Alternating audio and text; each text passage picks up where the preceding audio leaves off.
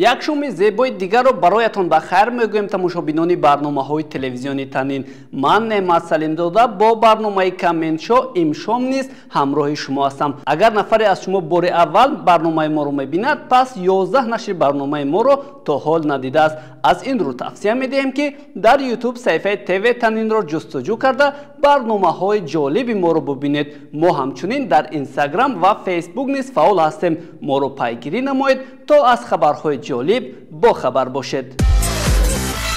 дӯстон, дар ҳафтаҳои гузашта мо ва умуман мусалмонони ҷаҳон иди Рамазонро таҷлил намудем.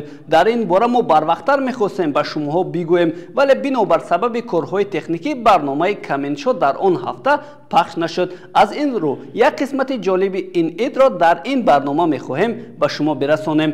дар рӯзҳои ид мо ба суроғи дӯстону наздикони худ рафта аз ҳолашон огоҳ мешавему албатта аз дастархонашон насибие ҳам мегирем. дар миёни кӯдакон низ ба истилоҳ идгардак аст ки дар ин рӯз кӯдакон дар даст ҳар гуна халтаҳоро гирифта пушти дарҳо меоянду мардум ба онҳо аз ширинӣ то мағзу тухм медиҳанд. чанд сол пеш дар ин гуна рӯзҳо наворе дар шабакаҳои иҷтимоӣ чарх мезад ки як кӯдаке бо 2 халта меояду сабабашро ҳам мегӯяд ки чаро ин тавр аст.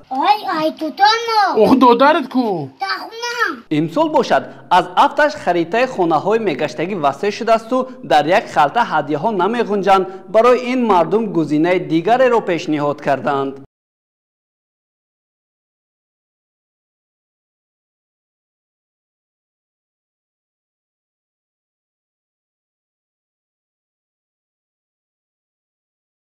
намедонам ки мардум сахт саховатманд шуданд ё пештар халтаҳои кӯдакон тез пур мешуд ки имсол тавре дидем халта неву тағора истифода карданд. дар ин чанд навор дидем ки ба кӯдакон асосан шириниву тухм медиҳанд, вале ҳоло ман ба шумо як наворе пешниҳод мекунам ки аниқ ба худ мегӯяд ки хонаи ин нафар куҷо бошад то мо ҳам идгардак равем. ба мисли шумо корбарони зиёде ҳоло он хонаро ҷустуҷӯ доранд. биёед мебинем ки дар ин идгардак ва дар он хона ҳадияи асосӣ чӣ буд барои кӯдакон.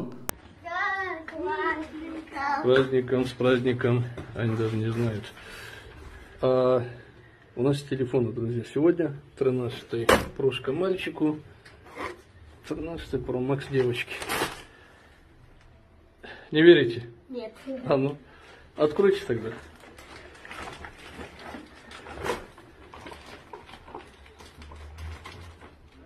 Думаете, там конфеты? Да. Ну? Вау. Поздравляем. Спасибо. азизон, агар ёдатон бошад, мо дар барномаи пештараи худ вақте дар бораи омадани Дина Саева гуфтем, ҳамчунин ишора кардем ки Гусейн Гасанов ҳам ба Тоҷикистон меояд. инак омад. дар сторисҳои ин блогер дида мешавад ки ӯ аз дидани Тоҷикистон бисёр шодааст. ӯ аз кохи Наврӯз, боғи Истиқлол ва Озодии пойтахт ва дигар ҷойҳои тарихӣ дидан кард. шомгоҳон бошад, дар хиёбонҳои Душанбе мегашт. бояд ёдовар шавем ки дар як бозии бурноки ин блогер ҷавони тоҷик ламбарҷини урусро бурд кард ва Гусейн ваъда дода буд ки вақте ба Тоҷикистон меравад, ҳатман бо ин ҷавон вомехӯрад ва ҳамин тавр ҳам шуд. Бизнес. Что хочешь открыть? Пока не думал? Нет. Ну, маме отдал тоже, чтобы она что хочет себе купила? Не купила себе ничего? Нет.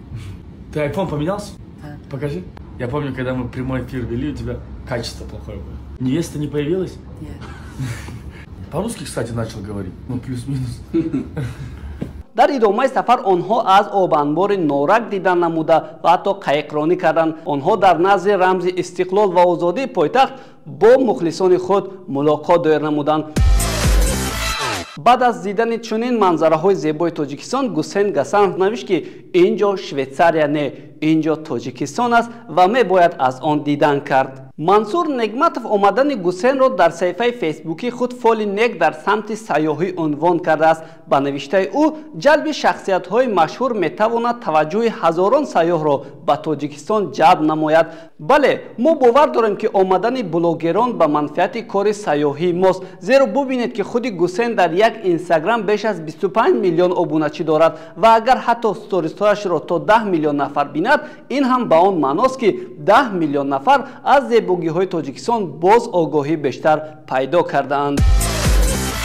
мегӯянд лаззати дунё зану дандон бувад, безану дандон ҷаҳон зиндон бувад. бале, фалсафаи ин мисраҳоро бештар калонсолҳо мефаҳманд, зеро баъзеашон акнун не зан доранду не дандон. ва агар аз онҳо пурсем ки дар ин сол агар зану дандон медоштед чӣ кор мекардед, мегуфтанд чун гавҳараки чашм нигоҳашон мекардам. вале ба фарқ аз ин гуна калонсолҳо ҳунарманди 59-солаи кино ва дорандаи ҷоизаи Оскар Николас Кейҷ дандонҳои табиии худро тамоман бурида партофт. ин ҳам барои бозидани як нақш дар филми Ренфилд. бар асоси сценария бояд дандонҳои ин қаҳрамон борику тез бошанд. барои ҳамин ин ҳунарманд дандонҳояшро буридааст. вале баъд аз он Кейҷ дуруст гап задан натавонистаасту берун аз филм барои хандаву гап задан ба ӯ дандонҳои сунъиро часпонданд.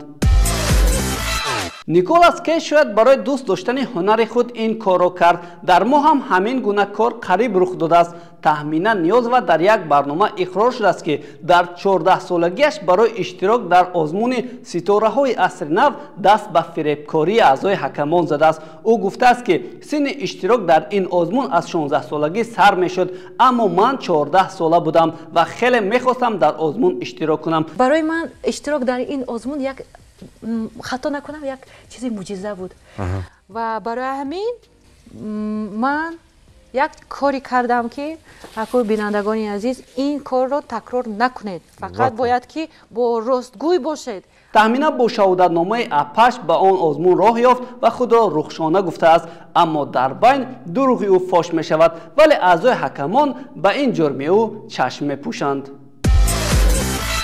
дӯстон, агар дар барномаҳои гузашта дида бошед, мо дар бораи он гуфтем ки телевизиони ТНТ барномаи наверо бо Павел Воля роҳандозӣ кардааст.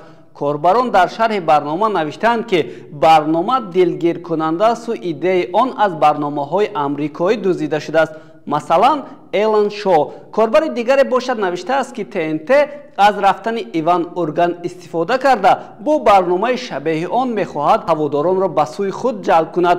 ҳатто гуфта мешавад ки санаи нашри ин барнома тахмин нест, яъне барномаи Шоу Воли 16 апрел оғоз шуд ки ин сана ба зодрӯзи Иван Урган ва нахустин барномаи Шоми Урган рост меояд. ҳоло бошад Иван барномаи худро дубора барқарор карда истодааст. албатта на дар телевизион, балки дар шабнишиниҳо. дар шабакаҳои иҷтимоӣ навори кӯтоҳи ин барнома паҳн шуд ва гуфта мешавад ки ин барнома дар Кипр сурат гирифтааст. баъзе ҳам мегӯянд ки ин бозгашти барнома набуда, танҳо як чорабинӣ бо ҳамон формат доир шудааст. азизон, мо инак 12 барномаи худро пешкаши шумо карда истодаем, вале то ҳол дар бораи Нозияи Кароматулло чизе нагуфтаем.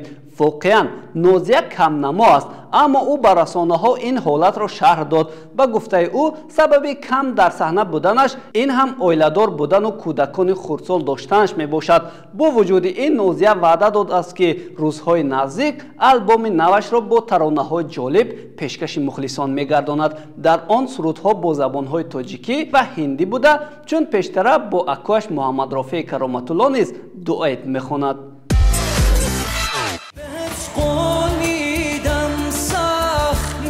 ин оҳангеро шунидед, бовар дорам ки медонед аз Муҳсин Ягона аст, зеро маҳз бо ана ҳамин суруд ин сарояндаи эрони табор дар миёни мухлисони тоҷикаш шӯҳрати беандоза пайдо кард ва ҳоло ҳам ин суруд шунида мешавад. чанде пеш бошад Шаҳло Аҳмедова, сарояндаи Узбектабор, ин сурудро бозхонӣ кардааст. ӯ дар Инстаграм навиштааст ки ман ин сурудро бисёр дӯст медоштам ва кӯшиш кардам ки мисли Муҳсин Ягона сурудро бозхонӣ кунам. баъзе корбарон ба сурудхони Шаҳло Аҳмедова баҳои баланд доданд, вале баъзеашон гуфтанд ки ҳеҷ вақт мисли Муҳсин Ягона хонда наметавонӣ.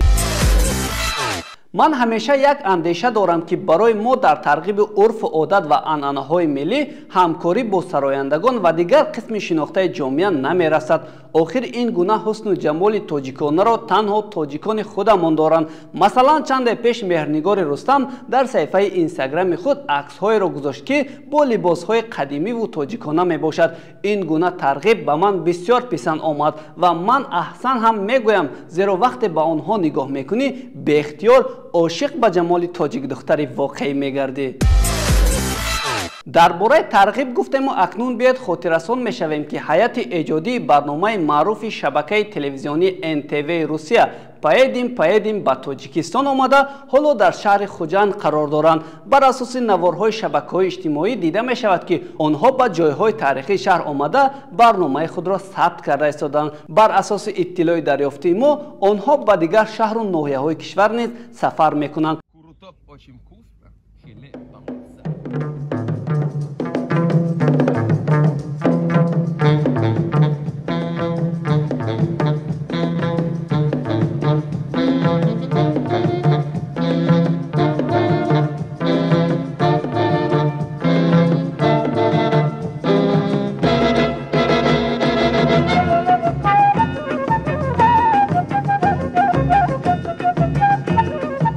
бояд гӯем ки гурӯҳи эҷодии ин барнома бори сеюм аст ки меҳмони мо мешаванд.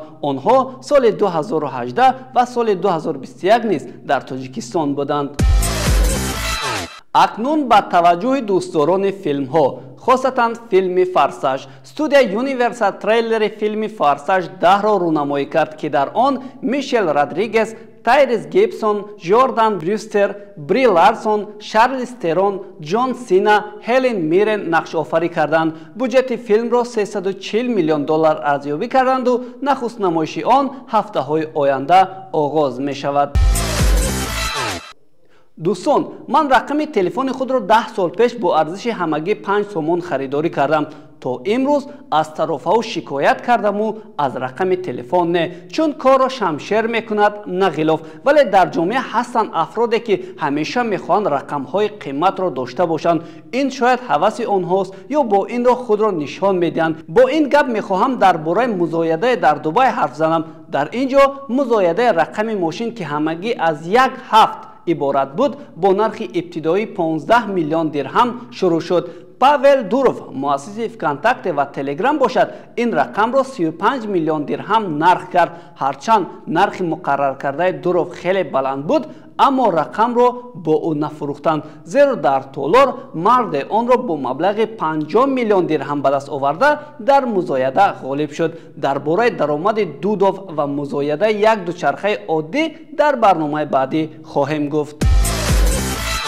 акнун як хабари нохуш ба дӯстдорони мусиқиҳои попи кореягӣ. дар расонаҳо гуфта мешавад ки сароянда, раққос, ҳунарманд ва модели кореягӣ Мунбинро дар хонааш мурда пайдо карданд. ӯ узви дастаи Астро буд ва 25 сол умр дошт. полис гуфтааст ки ҳодиса ба худкушӣ монанд аст. ба гуфтаи продюсераш 19 апрел Мунбин ба тамрин наомадааст ва ӯ ба хонааш дар Сеул рафта ин сарояндаро беҷон пайдо кардааст. дар ин росто мехоҳам ба шумо хабар диҳам ки саҳифаи EG Entertainment Blackpink дар YouTube рекорди Ҷастин Биберро шикаст. саҳифаи пурбинандаро то ин вақт Ҷастин бо қариб 3 миллиард бинанда дошт. ҳоло бинандагони саҳифаи гурӯҳи Blackpink ба 30 миллиард расидааст. обунатсиони онҳо беш аз 86 миллион нафарро ташкил медиҳанд. ҳамин тавр дӯстон, мо расидем ба фарҷоми барномаи худ. бовар дорем ки шумо аз барномаи мо лаззат бурдед ва барномаи баъди моро интизор мешавед. то ҳафтаи дигар саҳифаҳои моро дар Instagram, Facebook ва YouTube варақгардон кунед, то барномаҳои дигари моро ҳам дида бошед. бо ҳамин хайр.